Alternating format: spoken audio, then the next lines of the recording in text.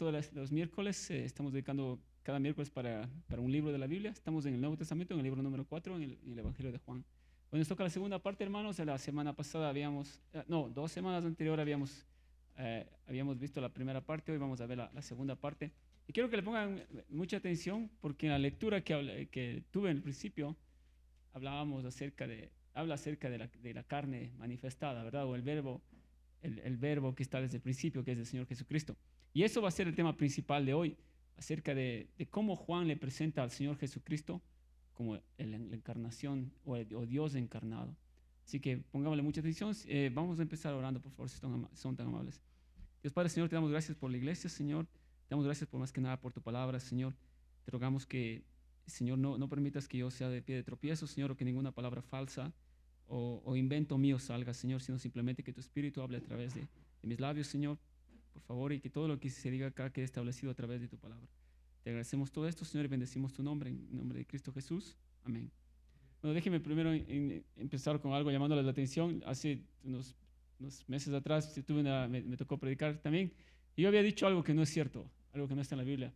Y si me dieron en cuenta, muy bien por ustedes, se ve que están leyendo bastante la Biblia, de lo contrario, llamado la atención para ustedes y para mí. Hay un hombre que yo dije que Dios no había dado el nombre, que había hecho algo malo, que es el segundo hijo de Judá, que se llama Onán. Yo dije que no era el nombre, pero sí era el nombre. Después me acordé que había nombre, se llamaba Onán. Si ustedes se dieron en cuenta, felicidades. Si no, les estoy engañando. Bueno, empecemos con el repaso, hermanos. La vez pasada habíamos visto y nos habíamos quedado en que Juan le había mostrado al Señor Jesucristo desde la primera línea. En Juan 1 dice, no, en el principio era el verbo y el verbo era Dios y el verbo era con Dios, ¿verdad? Entonces ahí claramente él está estableciendo que Jesucristo no fue creado, Jesucristo no nació, Jesucristo no es que es un Dios o la primera invención de Dios como mucha gente falsamente lo dice, ¿verdad? Sino dice que él estuvo desde el principio, ¿verdad? Entonces él es Dios y por eso les había dicho al principio, pongan mucha atención porque Juan le está diciendo categóricamente e indisputablemente que el Señor Jesucristo es Dios. Incluso en Juan 1, aunque no estamos en ese libro, pero si usted lee la primera carta de Juan 5:7, dice que los tres son uno, ¿verdad? Haciéndole igualmente al Espíritu, a Dios y a Juan. Entonces ese era el tema de lo que habíamos hecho la semana pasada, pero hoy nos vamos a enfocar en algo que el pastor nos había dejado, una palabra más bien dos palabras en hebreo que era el ego e imi, ¿recuerdan? Yo soy. Entonces, ese va a ser el tema principal de hoy, los yo soy que dijo el Señor Jesucristo. Y vamos a ver por qué les dolió tanto a muchas personas que conocían de la Biblia, como son los publicanos, que Él haya declarado que Él era el yo soy. Entonces, si me acompañan para ver de dónde viene esta frase, por favor, a Éxodo 3:14, ahí es donde vamos a empezar para poder tomar la rienda. Les leo Éxodo 3:14. Dice la Biblia.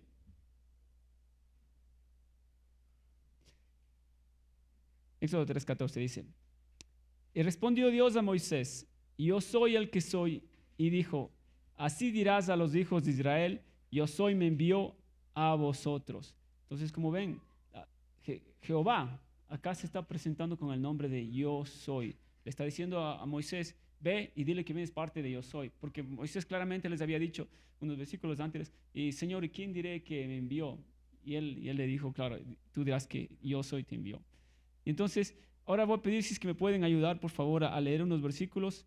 Si alguien me ayuda con Juan 6:35, estamos muy pocos hoy, así que creo que nos va a tocar doble a cada uno. Juan 6:35, vamos por acá, hermana Lupita, por favor, Juan 6:35, hermana Vivi, si están amable con Juan 8:12, hermana Mari, Juan 10:9, hermano Diego con Juan 10:11, hermana Yaritza, ¿sí me puede dar con Juan 11:25?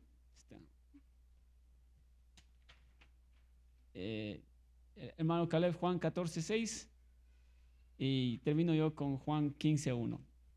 En ese orden, por favor, si son tan amables, cuando lo tengan, podemos empezar.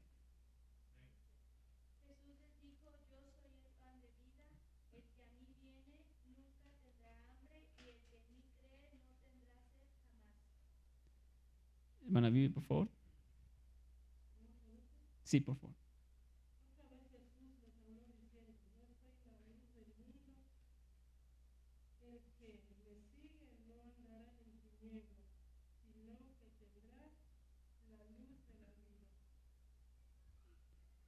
Hermana María.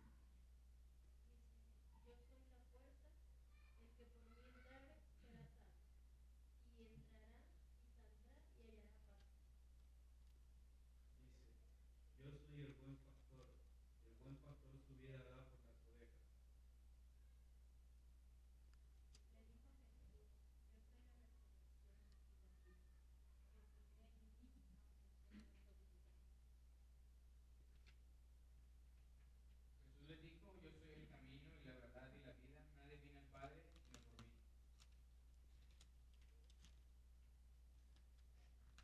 Y termino con Juan 15:1, dice, yo soy la vid verdadera y mi Padre es el labrador. Entonces, miren, en todos estos versículos lo que podemos ver el Señor Jesucristo empieza yo soy, ¿verdad? Yo soy el camino, la verdad, la vida, yo soy la vid, yo soy el pan de vida, yo soy la luz, yo soy la puerta, yo soy el buen pastor, yo soy la resurrección y la vida. Y esto está hablando, recuerden que cuando él predicaba, no solo predicaba en pueblos lejanos, pero también predicó primero en Jerusalén, ¿verdad? Y en los alrededores. Entonces le estaba diciendo a judíos, ese mismo yo soy esto, yo soy aquello.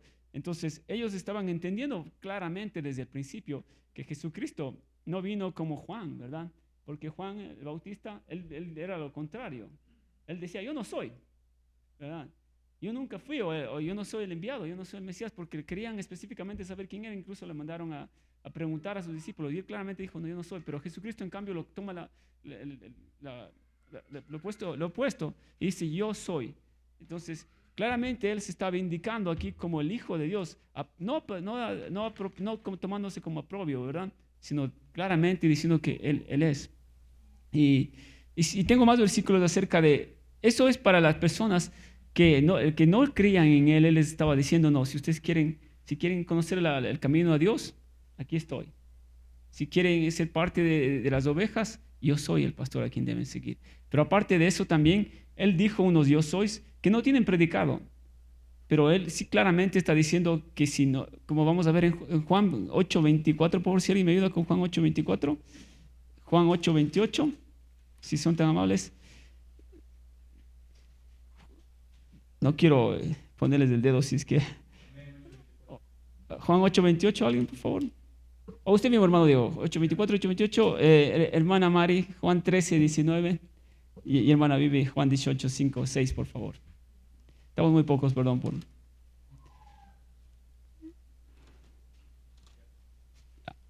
Y hermano, 8:24, 8:28. Por eso dije que moriréis en vuestros pecados, porque si no creéis que yo soy, en vuestros pecados moriréis. El 8:28 dice, les dijo, pues, Jesús, cuando hayáis levantado al Hijo del Hombre, entonces conoceréis que yo soy, y que nada hago por mí mismo, sino que según me enseñó el Padre, así hago. Desde ahora os lo digo antes que suceda, para que cuando suceda creáis que yo soy. Juan 13, 19. Juan 18, 5 y 6, por favor, hermano. Le respondieron a Jesús, Nazareno. Jesús le dijo, yo soy, y estaba también con ellos Jesús, el que le entregaba.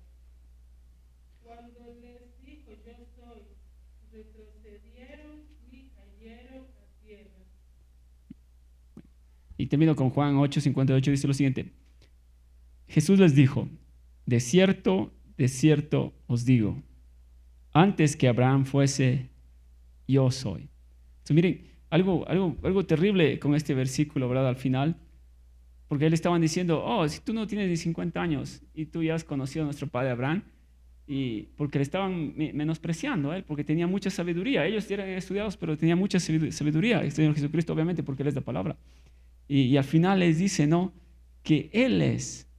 Y ellos entendieron muy bien porque, como les había dicho, ellos conocían las Escrituras. Ellos habían estudiado el Torah, o la Torah, como ustedes quieran llamarlo. Entonces ellos perfectamente sabían a lo que el Señor Jesucristo se estaba demostrando cuando proclamó que yo soy.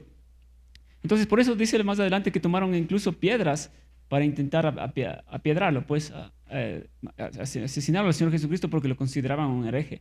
Porque nadie, y ustedes lo van a leer en el libro de Juan, porque dice, nadie puede perdonar los pecados sino Dios solamente.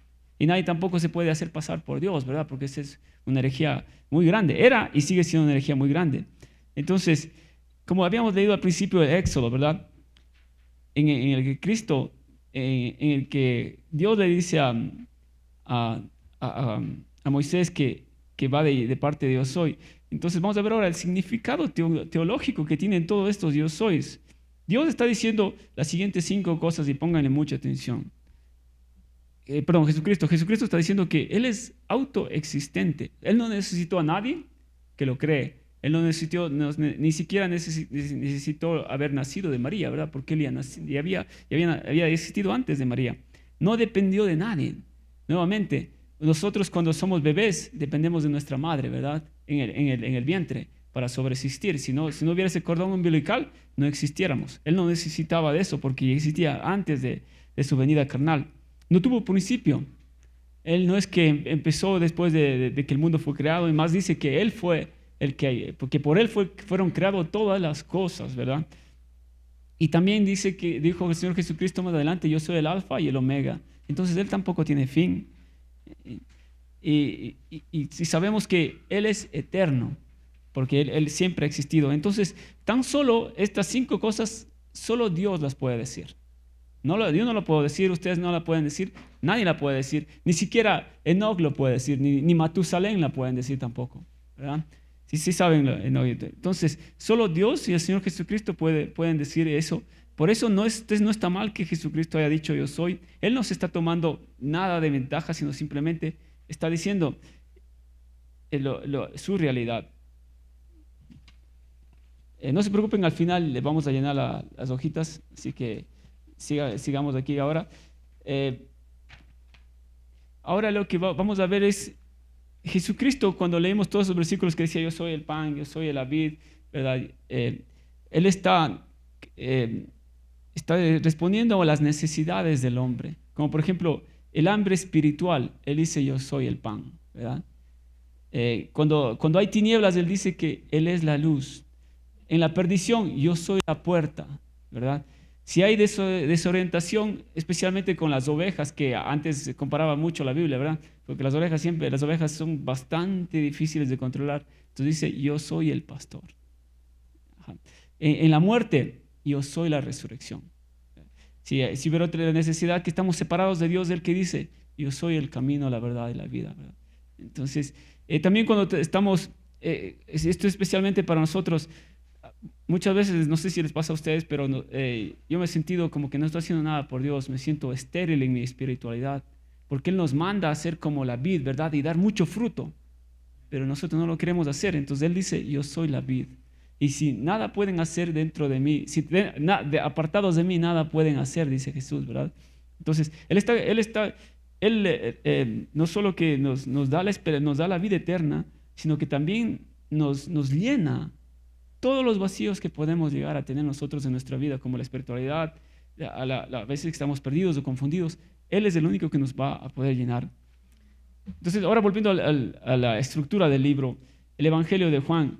Primero, como habíamos visto en la lectura, Él deja cimentando claramente que Jesús es Dios. De eso no hay cómo perderse, no hay cómo darle la vuelta. Es imposible que alguien diga otra cosa. Pero también hay señales, habla de cosas, y les voy a leer Juan 12:50. Y pónganle bastante atención a este versículo, por favor. Juan 12:50, sí. ¿Ya llegaron, hermanos? Juan 12:50. Dice la Biblia: y sé que su mandamiento es vida eterna. Así pues, lo que yo hablo, lo hablo como el Padre me lo ha dicho. Miren, aquí está mostrando Jesucristo claramente que Él tiene comunicación con el Padre, ¿verdad? O que tuvo conexión porque solo uno sabe algo de una persona si Él le ha dicho, ahora sí le ha comunicado. Y Él claramente está diciendo, no, que su mandamiento es vida eterna. Entonces, la vida eterna vino de parte del Padre a través del Señor Jesucristo. Y el único que le hizo fue, obviamente, someterse a la voluntad del Padre y obedecer, ¿verdad? Entonces, Eso es una de las señales que Juan nos deja claramente aquí en el libro de él, que el Señor Jesucristo vino a hacer la voluntad del hombre. También nos presenta, si ustedes leen, no podemos leer lastimosamente todo el capítulo 13, pero ahí nos presenta la cruz. Aquí están en la última cena y ahí empieza él a hablar, ¿verdad? De su cruz, de lo que le va a suceder, del sufrimiento que va a tener. Incluso recuerden que uno de los apóstoles dijo que ellos querían ir con él para morir, no con él, pero claro, después le abandonaron, lastimosamente. Entonces aquí el libro de la gloria está presentado de él, aunque pasa por la cruz, pero viene después la resurrección y la gloria de la glorificación. Porque recuerden que dijo, yo seré glorificado, ¿verdad? Al tercer día. Entonces, y termina con esto. No importa qué tan mal estemos nosotros en la vida, o qué barbaridades hayamos cometido, siempre hay esperanza. Porque ¿saben qué? ¿Recuerdan Pedro? Pedro sí sabemos del carácter que tenía, ¿verdad? Pero él lo negó al Señor Jesucristo. Pero el libro termina con la restauración de Pedro. Cuando le dice, Pedro, me amas, Pedro, me amas, Pedro, me amas. Y él hasta como que llega se pone a llorar, no me imagino, de mucha tristeza. Pero él le dice, apacienta mis ovejas. Entonces le estaba diciendo, no que sea pastor, pero no pastor de animales, sino pastor de nosotros, las ovejas de Cristo. Entonces, mire, el epílogo, este libro es tan bonito, después lo vamos a ver por qué. Déjenme adelantarlo un poco, pero habla del amor, no solo del amor de Cristo, sino de lo que Cristo espera de nosotros. Cristo no quiere que nos quedemos así, sentados simplemente y vengamos a la iglesia y atendamos jueves y domingo y ahí se acaba la vida. No, Él, o sea, aparte de que nos quiere llenar todas nuestras necesidades, Él quiere que también nosotros, así caigamos, nos levantemos como Él levantó a Pedro.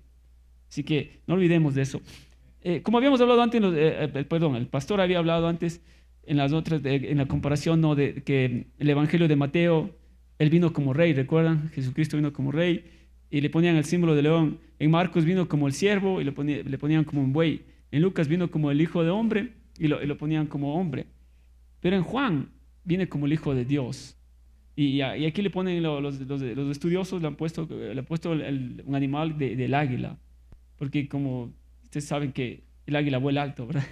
El águila es tremendo. Entonces, el libro de Juan lo conocen con ese significado del águila.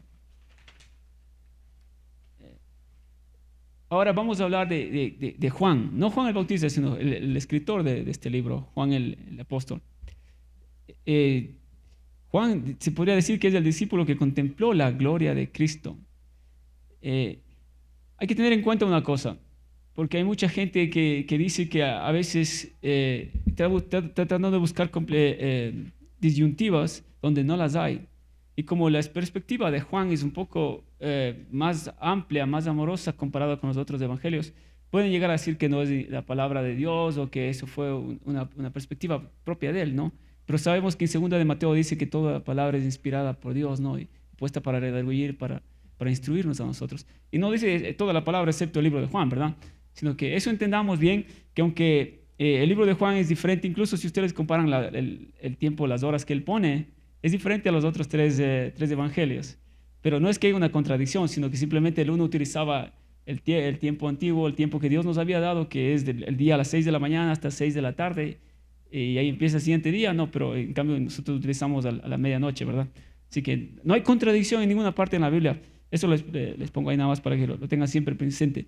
El significado del nombre Juan, y es muy bonito el significado, viene de la palabra hebrea que es Yohana.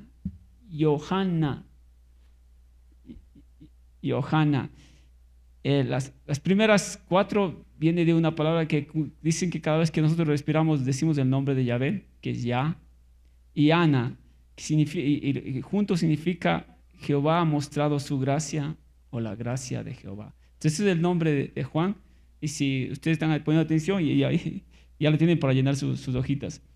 La familia de Juan sabemos que es hijo de Zebedeo por los versículos que hay en Mateo 4:21 y Marcos 1:19, y también sabemos que Juan no era pobre, porque habla de que tenían barcos, ¿verdad? Una familia pobre no tiene barcos o embarcaciones como Juan lo tenía. Y también habla que tenía trabajadores a mando de él, ¿no? Entonces Juan tenía, se podría decir que tenía algo de dinero. La ocupación era pescador, y lo podemos ver también en el Evangelio de Mateo y en Hechos 4:13. Pero hay algo muy bonito en Hechos 4:13, les leo, para que también, yo no sé ustedes, pero a veces podemos pensar, yo no tengo educación, quizás Dios no me pueda utilizar a mí. Les leo Hechos 4:13. Dice la Biblia en Hechos 4:13.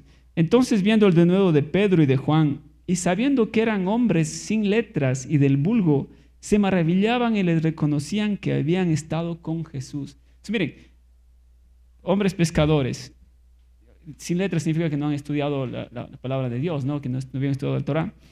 Pero acá, mire, dice que con denuedo, valentía, con mucha valentía ellos predicaban en el nombre de Jesús. Y se dieron en cuenta porque dice que les vieron andar con Jesús. Entonces, nuevamente, si a lo mejor no tenemos educación quizás, pero Dios nos puede utilizar aún así. Y Dios utilizó a Juan grandemente porque si podemos, el pastor me decía una broma, ¿por qué Juan llegó rápido antes que Pedro? Dice, porque Pedro tenía solo primera y segunda. En cambio, Juan tiene primera, segunda, tercera y también tiene revelación, Apocalipsis, ¿verdad? Entonces, tenía más velocidades Juan. Entonces, pero vemos una cosa de Juan, que igual que Pedro, tenía un carácter bastante brusco, se podría decir, ¿no? Y el Señor incluso les había puesto, el Señor les llamó Boanerges, la palabra Boanerges en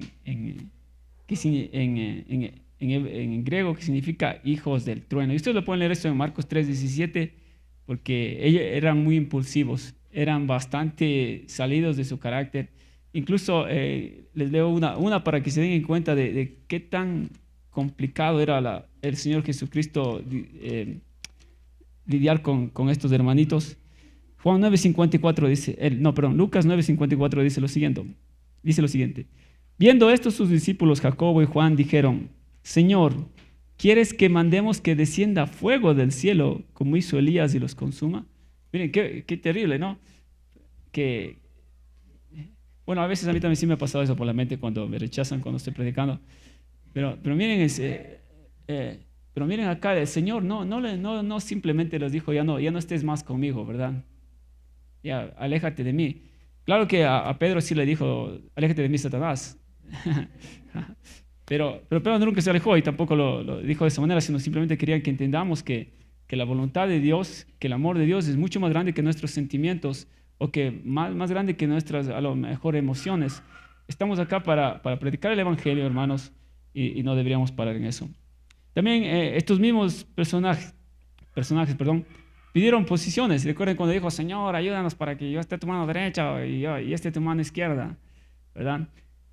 Entonces, ¿quién en su santo juicio pediría eso a Jesús, verdad? Entonces, como vamos viendo, Juan era una persona normal, se le podría decir, ¿verdad? Entre palabras, entre comillas, normal.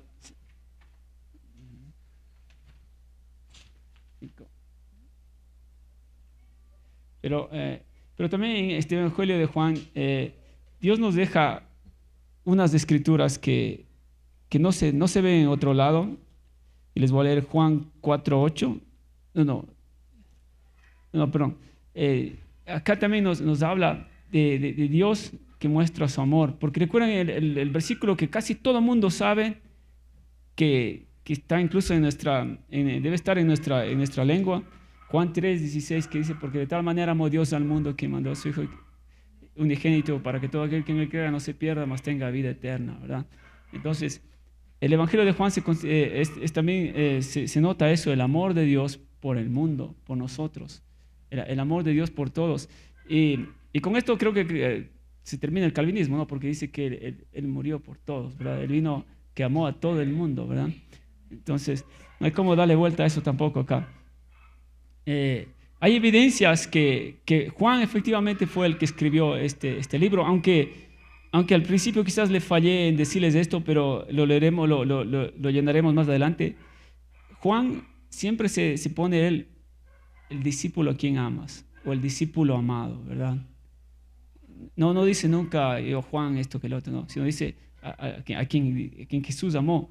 Y aunque él no se menciona podemos ver que por ejemplo, en Juan 13, 23, en Juan 19, 26, en Juan 22 y en Juan 21, 20, es el mismo que dice Jesús, el discípulo amado, ¿verdad?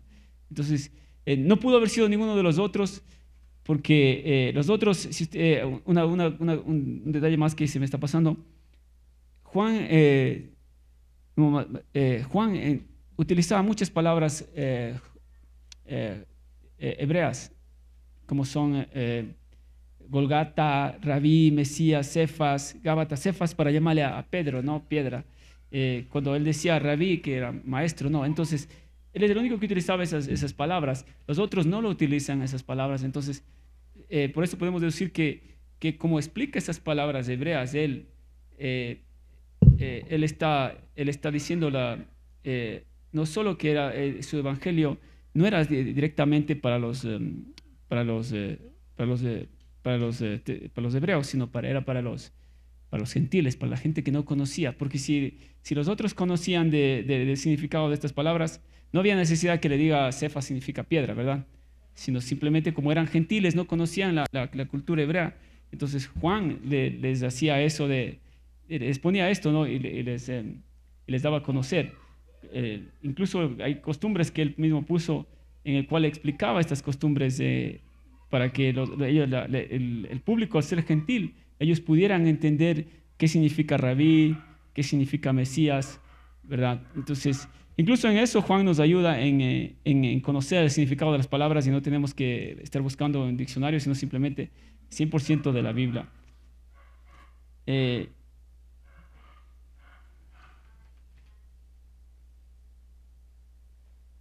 Como les había dicho hace poco, la palabra mundo aparece 70 veces más o menos en este evangelio, en el cual el mensaje universal es que Cristo vino a salvar al mundo, ¿verdad? Entonces, es muy importante que eso tengamos, incluso para salir a ganar almas. A mí me gusta mucho utilizar el libro de Juan. Como les había mencionado, el libro de Juan, el 3.16, el 3.18, el 3.33, habla que el que cree, ¿verdad? Ajá. O Juan 1.12 para separar claramente quiénes son hijos de Dios y quiénes no son hijos de Dios, ¿verdad? Entonces, hay demasiado contexto doctrinal y contexto para estudiar este libro y adentrarnos no solo en las cosas que eran desconocidas para nosotros, en tanto la cultura hebrea, sino también en las cosas que eran desconocidas para el mundo, para la salvación. Digo, hay como 15 páginas, pero no les voy a poder leer las 15 páginas, así que me estoy saltando varios números para terminar con el tiempo. Hay una cosa muy, muy, muy bonita, y espero que ustedes la hayan leído, creo que es en la tercera carta de Juan, cuando habla de Diótrefes, una persona que estaba haciendo mucho daño en la iglesia, y dice, y él no permitía que los hermanos vayan con los otros hermanos. Entonces, desde el principio ya habían cosas malas en la iglesia, incluso algo que llamaban el gnosticismo. Y Juan, miren, Juan mata eso también. Aparte de que mató el calvinismo antes que nazca, también mató el gnosticismo cuando nació. Porque dice, los gnosticistas enseñaban que la materia es mala, que el espíritu es bueno, Dios no puede hacerse hombre. Eso enseñaban estos. Yo digo, es idéntico a los calvinistas que Dios solo por... Entonces, pero cuando él dice, y aquel verbo fue hecho carne, entonces no que la carne era mala. ¿Cómo entonces Dios se puede hacer algo malo, verdad? Nunca, porque sabemos que Dios es bueno, ¿no? Dios es santo. Entonces, miren Juan, no solo contemporáneo, sino también adelante de tiempo, ¿no? Ya estaba matando con todas estas falsas doctrinas. Y en sí la palabra carne significa sarx, que es carne real o humanidad real. Entonces, cuando Juan le decía esto, no estaba diciendo que Dios es carne o una carne prestada, como también dicen por ahí los falsos testigos de Jehová, no, sino que era una carne real, una carne que uno se le podía tocar, que uno se le podía palpar. Porque recuerden cuando él resucitó, dijo a Tomás, y al final hay algo bonito con Tomás al final. Entonces, no me hagan adelantar, por favor. Ajá. Entonces, este evangelio está estructurado de la siguiente manera. El prólogo, el verbo eterno, como habíamos leído, ¿no? Que Jesús es es la palabra, ¿no? Y la palabra, el verbo, perdón, y el verbo es con Dios. Entonces, nos presenta que Cristo es eterno, Juan 1:1, Jesucristo no necesitó de nadie, que Cristo es Dios, lo mismo Juan 1:1, que Cristo es creador, Juan 1:3, que Cristo es la luz, como habíamos leído, y que Cristo se encarnó en Juan 1:14. Y también Cristo revela al Padre. Y esto déjenme leerles porque creo que no me pusieron mucha atención al principio. Juan 1:18 dice lo siguiente. A Dios nadie le vio jamás. El unigénito Hijo que está en el seno del Padre, Él le ha dado a conocer. Entonces, como habíamos leído en el otro, en el que dice que Él hablaba con Dios, ¿verdad? Entonces dice Jesús acá, que nadie le vio jamás a Dios, ¿verdad? Pero que el que está en el seno del Padre, Él le ha dado a conocer. Dando a entender que Jesucristo, obviamente, nuevamente, Él está con el Padre y Él ha venido por parte del Padre. También hubo varias señales o milagros como se conoce en la Biblia. Y les voy a leer algunos. Ajá. Por ejemplo, una de las señales que sabemos que muy conocida esta historia, las bodas de Canaán, ¿recuerdan? Cuando el Señor Jesucristo transformó el agua en vino. Entonces, Él obviamente ninguno de nosotros puede hacer eso, ¿verdad? Pero Él está fuera de todo. Él lo pudo hacer eso y ayudar a esas personas que necesitaban el vino. También tengo una... ¿recuerdan que cuando el hijo del oficial estaba enfermo y le pido, vente Señor conmigo? Y él simplemente dijo, está sanado, ¿verdad? Él no tuvo necesidad de moverse, entonces él no tenía, aunque ya mencionó nuestro pastor, él no tenía la necesidad de ir donde estaba el joven para sanarlo, ¿verdad? Simplemente dijo, no, ya está sanado. También recuerden que él curó a un paralítico. Entonces, no hay enfermedad que el Señor Jesucristo no nos pueda sanar. Especialmente a veces tenemos enfermedades que quizás no son carnales, pero son enfermedades espirituales, ¿verdad? No hay nada de eso que el Señor no pueda curar. También habla de cuando comieron las 5,000 personas, ¿recuerdan? Eso también. Y no, esta vez no con el pan celestial, sino con el pan normal, ¿no? Entonces el Señor alimentaba también a la gente. Hay algo que el Señor pudo hacer, lo que es caminar sobre el agua, ¿recuerdan? Él también, aunque claro, para Pedro le ayudó, pero él obviamente no pudo continuar, pero ahí vemos que incluso Él tiene poder sobre la creación, porque el agua es creada por Él, ¿verdad? Pero el agua, nosotros físicamente es difícil poder flotar en el agua, ¿verdad? Pero Él tiene dominio sobre eso que tranquilamente pueden hacer. Y ni qué hablar de este hombre ciego. Recuerdan que tenía 39 años y estaba ciego. Lo pudo curar. Incluso lo increparon y querían saber por qué él se había curado, cómo se había curado. Y los padres tuvieron que intervenir y pregúntenlo a él. Él ya y es mayor de edad. Entonces, no hay nada para el Señor Jesucristo tampoco que sea difícil. Y recuerdan, uno de los más difíciles, recuerdan que el pastor nos explicó que había una tradición en esos tiempos que decían que el cuerpo puede resucitar después de los 4 días. No sé si lo recuerdan, ¿verdad? Pero Lázaro estuvo más de esos 4 días, ¿verdad? Entonces, podemos ver que, como él dijo, yo soy la resurrección, la verdad y la vida, ¿verdad? Y ahí está la clara prueba.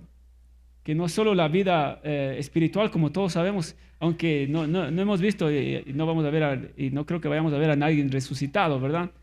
Pero acá hizo lo otro, los dos juntos, ¿no? Primero le dio vida eterna y después le volvió a renacer, a sacar de la tumba a Lázaro. Entonces, esas son señales que vemos que progresivamente la dificultad va aumentando, ¿no? Como cualquiera puede decir, a lo mejor le tiró un vaso de tanga ahí en el agua y se convirtió. Pero ¿quién puede sacar de la tumba a una persona? Ajá. Entonces, como de lo que vimos, todos estos ejemplos va subiendo la dificultad. Pero el Señor Jesucristo vino a conquistar la muerte y no solo espiritualmente, sino también la muerte física. Porque recuerden que, como ya habíamos mencionado, incluso nuestro cuerpo va a ser resucitado. El cuerpo de todos. Claro que nosotros va a vivir eternamente con Él y los otros desgraciadamente no. Hay una parte que se ha titulado el libro de la gloria. Y eso lo podemos ver, ya digo, no podemos lastimosamente tomarnos todo el tiempo, pero en los capítulos en 13 y 20 habla repetidamente él cuando le decían, como por ejemplo cuando los hermanos le increpaban y le decían, oh, estamos de la Pascua, ¿por qué no vas allá y te muestras con todas tus señales, con todos los milagros? Y él no iba, ¿no? Sino que fue después, pero fue calladamente, dice, o a escondidas. Entonces, incluso cuando le decían que se muestre y él decía, no, mi hora aún no ha llegado. Entonces, pero hubo un momento en la última cena cuando dijo claramente, ¿no? Cuando ya era tiempo, a pocas horas de su crucifixión, en la que le declaró a los discípulos, mi hora ha llegado. Entonces, habla de eso. Hay unos contenidos muy importantes como que Juan relata, como son el lavatorio de los pies en el capítulo 13, el discurso que dio en el aposento alto en la última cena, la oración por sus discípulos. Recuerden que Jesucristo decía que Él oraba por sus discípulos. Imagínense el Hijo de Dios orar por sus discípulos y nosotros a veces no oramos ni por nosotros mismos, ni por la comida queremos orar, ¿verdad? También habla de la crucifixión, y la crucifixión la pone con los detalles, ¿no? Y también ni qué decir de la resurrección, ¿no? Que también detalla acerca de la resurrección para que no quede duda que el cuerpo del Señor Jesucristo efectivamente volvió, ¿no? O tuvo vida nuevamente. El Evangelio de Juan termina con tres cosas. Una, con el propósito de restaurar a Pedro, confirmarlo a Pedro o a los apóstoles para que sigan su trabajo, y aclarar los rumores sobre Juan. Recuerdan que Pedro, como siempre les había dicho, hablaba mucho, me parece. Él le dijo algo acerca de Juan. Les leo, Juan 21:20 dice lo siguiente: volviéndose Pedro vio que le seguía diciendo el discípulo a quien amaba Jesús, el mismo que en la cena se había recostado al lado de él, y le había dicho, Señor, ¿quién es el que te va a entregar? Cuando Pedro le dijo a Jesús, Señor, ¿y qué de este? Jesús le dijo, si quiero que él quede hasta que yo venga, ¿qué a ti? Sígueme tú. Entonces, vemos acá algo que el Señor no le está diciendo que Juan no iba a morir, ¿verdad? Porque sabemos que Juan sí murió en la isla de Patmos. Pero Pedro, aunque después de que ya le perdonó, miren, él seguía con su ímpetu, ¿verdad? Porque le está perdonando la mayor traición que le hizo, pero aún así él sigue queriendo saber cosas que no le competen. A mí no me competen, pero él quiere estar ahí. Hay otros temas también de Juan que vemos que son exclusivos de Juan cuando comparamos, como por ejemplo la conversión de la conversación con Nicodemo. Recuerdan que en el capítulo 3 se acercó el Señor Jesucristo con Nicodemo, callado, claro está, y le empezó a enseñar y Nicodemo no entendía. Pero entonces, eso es algo muy bonito, ese relato de parte de Juan en el cual Dios le está explicando a alguien que supuestamente que debía tener sabiduría, cómo es que uno puede nacer de nuevo, ¿no? También el relato de la mujer samaritana, la de los 5 maridos, ¿recuerdan? Está muy bien también puesta por parte del Señor Jesucristo. Y ahí se pueden dar cuenta acerca de la hora. Pónganle mucha atención cuando lo lean y lo van a comparar con los otros evangelios y van a ver una diferente perspectiva de parte de Juan. Y como habíamos hablado de la resurrección de Lázaro, es otra de las cosas que está muy puesta en el Evangelio. Termino con esta parte, con la aparición a Tomás. Y les había dicho que pongan mucha atención porque recuerden que Tomás no creía, ¿verdad? Entonces, cuando él aparece, él muestra claramente, Juan le deja saber que incluso el Señor Jesucristo le dijo a él, no seas no creyente, pero cree, ¿no? Y le dice que ponga sus manos dentro de los huecos que le hizo a los clavos, ¿verdad? Entonces, Y esta aparición es muy importante porque, como les había dicho, hay mucha gente que ya salía con cosas raras o ya sabía Dios que iban a salir con estas cosas raras, que me le prestaron un cuerpo, pero el cuerpo no era cuerpo, que era medio cuerpo.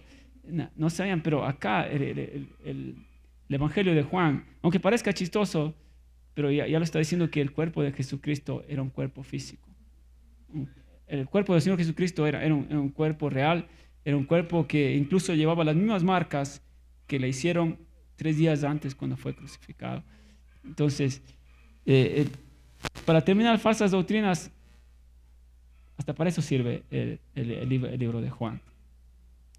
Unas características exclusivas, netamente, solo van a ver en el libro de Juan, hay 6. Creer aparece 98 veces.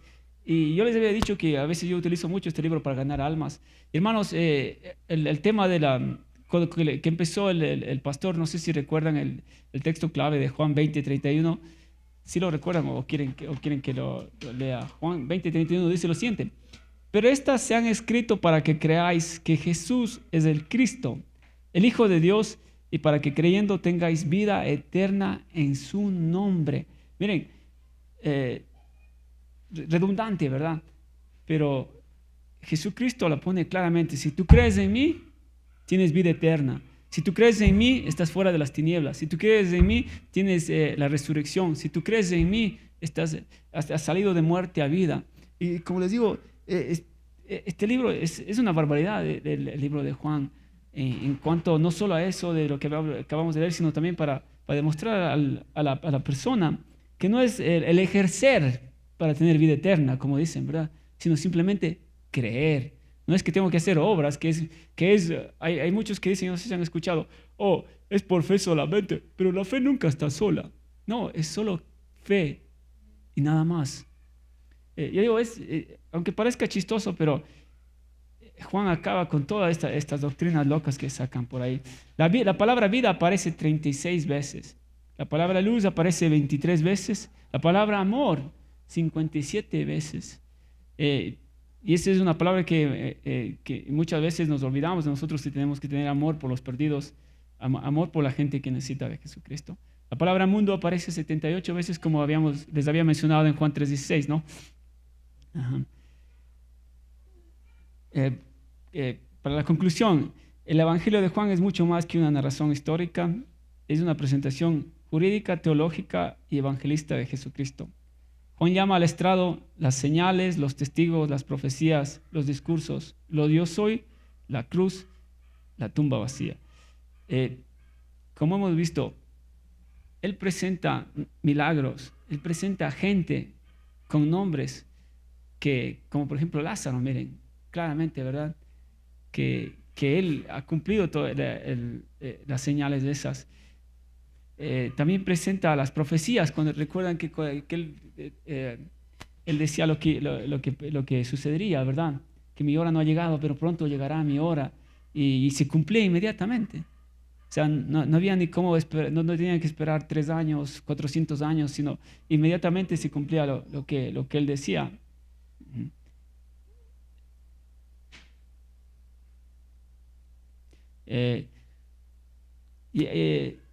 Este estudio se presenta algo que Jesucristo les dijo a los apóstoles, y creo que muchas veces nosotros deberíamos preguntarnos esto. Incluso, si recuerdan, el hermano Robert una vez dio un pequeño estudio acerca de esto, que dice: ¿quién dices que yo soy? Recuerda que él le preguntó, ¿quién dice que yo soy? Y Pedro, ¿qué le dijo? El Cristo, el Hijo de Dios. Ajá. Entonces, la respuesta no tiene para dónde irse, es inequívoca, es infalible. Jesús es el Verbo eterno, Jesús es el Creador, Jesús es el gran yo soy, Jesús es Dios manifestado en carne, Jesús es el único Salvador del mundo. Amén. Entonces, ¿recuerdan cuando Tomás, después de que se dio cuenta de la falencia que él había tenido en cuanto a su vida espiritual, él le dijo lo siguiente: Señor mío y Dios mío? Entonces, miren cómo termina una de las últimas palabras escritas en el libro de Juan: Señor mío y Dios mío. Entonces, reconociendo lo que efectivamente Él es Dios, no solo que era el Señor, sino que también era Dios. Ahora sí, nos movemos, por favor, para las hojitas, para llenarlas. Aunque no le hice como el pastor le gusta, porque el libro está muy lindo. Entonces, me empalagué, perdón. Nos habíamos quedado en la pregunta 9, ¿verdad? Con ego e imi. La respuesta para la pregunta 10 sería: para satisfacer el hambre espiritual, Jesús declaró en el capítulo 6:35, yo soy el pan de vida. El 11 sería: cuando los judíos tomaron piedras para matar a Jesús en Juan 8:58, fue porque entendieron perfectamente que Él se apropió del nombre divino, diciendo: antes que Abraham fuese, yo soy. El 12 dice: el nombre hebreo de Yohanan, Juan, significa Jehová ha mostrado gracia o misericordia. El 13 dice: debido a su carácter impulsivo, Jesús le dio a Juan y a su hermano Jacobo el sobrenombre de Boanerges, que significa hijos de trueno. El 14, como evidencia interna de autoría, el escritor nunca menciona su nombre propio, sino que se identifica repetidamente como el discípulo a quien Jesús amado o ama, ¿verdad? El 15 dice: Juan traduce constantemente términos hebreos como rabí o mesías y explica costumbres judías, lo que indica que su evangelio estaba dirigido a lectores gentiles. Para combatir la herejía temprana del gnostismo, que enseñaba que la materia era mala, Juan enfatiza en 1:14 que el verbo fue hecho carne. 17. El propósito evangelístico del libro gira en torno a la palabra creer, la cual aparece aproximadamente 98 veces en el evangelio. 18. La transición del libro de la gloria ocurre cuando la frase repetida mi hora aún no ha llegado cambia declarando Jesús que finalmente su ha llegado. 19. A diferencia de los otros evangelios, Juan incluye eventos y discursos exclusivos como la conversación sobre el nuevo nacimiento en el capítulo 3 con en la 20 dice, en Juan 14:6, Jesús afirma: yo soy la verdad y la vida, respondiendo a la necesidad de reconciliación con Dios. Muy bien, hermanos. Como le he dicho, a lo mejor le hice muy rápido, muy corrido, sin incluso porque lo que me envió el pastor era demasiado. Para mí era una barbaridad, así que decidí acortarlo. Espero que les haya servido de nada más que de algo. Antes que nada, perdón si es que hice unas bromas que a lo mejor no tenía tiempo, no tenía más bien este lugar, pero como les digo, espero que estudiemos la palabra de Dios. Siempre les digo y siempre repito esto: si leemos 9 capítulos diarios en la Biblia, nos terminamos en 4 meses la Biblia entera, solo con 9 capítulos, así que eso es que 45, 50 minutos diarios.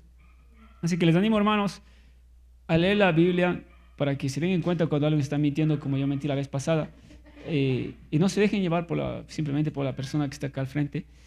Vamos a orar para terminar, por favor. Dios Padre, Señor, te damos gracias por tu palabra. Te agradecemos especialmente por el libro de Juan, Señor, donde tú presentas claramente que la salvación es a través del Señor Jesucristo y que para obtener esa salvación lo único que uno tiene que hacer es creer. Señor, te pedimos que esto lo tengamos siempre nosotros presentes, Señor, para presentar el Evangelio de la mejor manera